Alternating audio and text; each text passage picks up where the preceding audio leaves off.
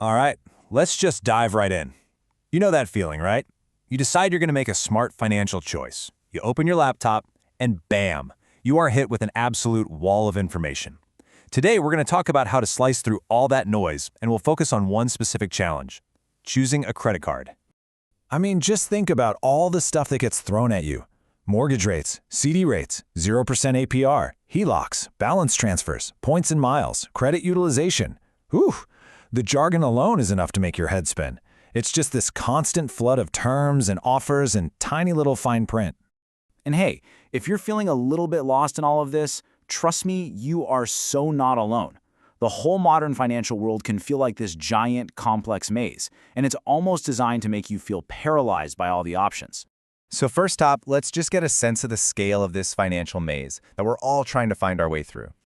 The internet, on one hand, is amazing. It's given us access to an incredible amount of information.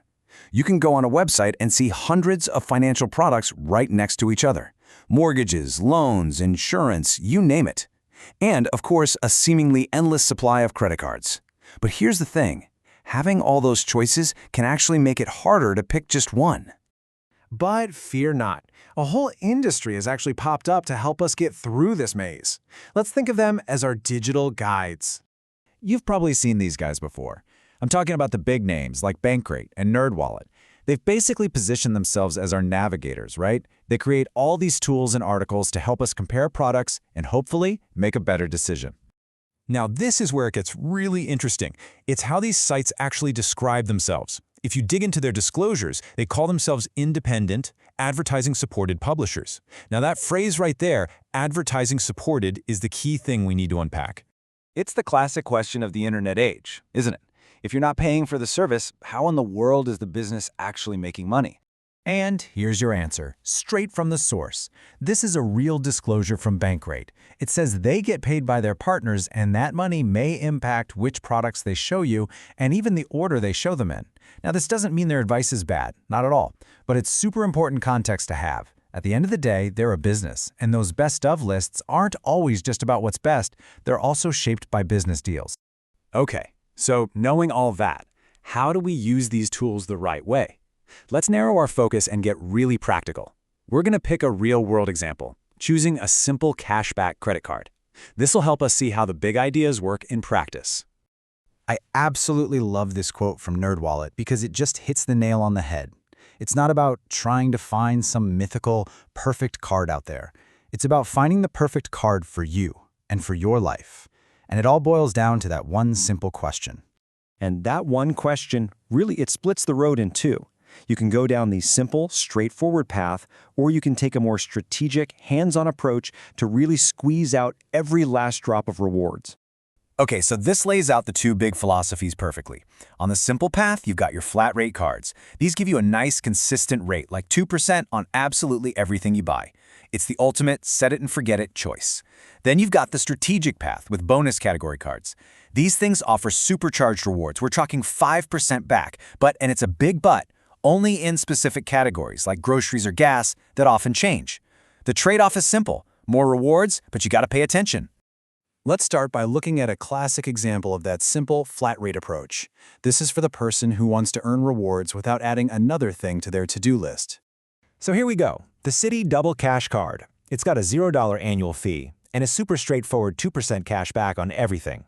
The way it works is actually pretty clever. You get 1% cash back when you make a purchase, and then you get another 1% back when you pay your bill. Say, no categories to track, no hoops to jump through. It's just simple and effective. But what if you're thinking, I don't mind putting in a little work for a bigger reward? Well, my friend, that's where the strategic approach comes in. Now, check out the Chase Freedom Flex. It also has a $0 annual fee, but the reward system is way more complex. It gives you a huge 5% back, but only in special categories that change every 3 months. You know, one quarter it might be gas stations, the next it's grocery stores. And here is the real kicker. You have to remember to log in and actually activate those new categories every single quarter. It's more work, for sure, but if your spending lines up with those bonuses, your rewards can be way, way higher. So, all of this brings us back to that one ultimate question. After seeing these two very different ways to go, which one is actually the best? So, what's the verdict? Well, here's the spoiler. There is no single best card. It just doesn't exist. Paul Susi from NerdWallet totally nailed it with his quote. The right card, or even the right number of cards, is whatever you are personally comfortable with. If tracking categories sounds like an absolute nightmare, then a simple 2% card is fantastic for you. But if you're the kind of person who geeks out on optimizing your spending, then yeah, a more complex card might be your jam. So how do you actually make the choice? Here's a really simple 3-step framework. Step 1, analyze your spending. Play detective. Look at your bank statements and see where your money actually goes every month. Step 2, choose your complexity.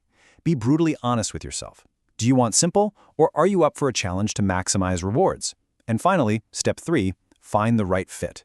Use what you've learned to pick the card that matches both your spending habits and your personality.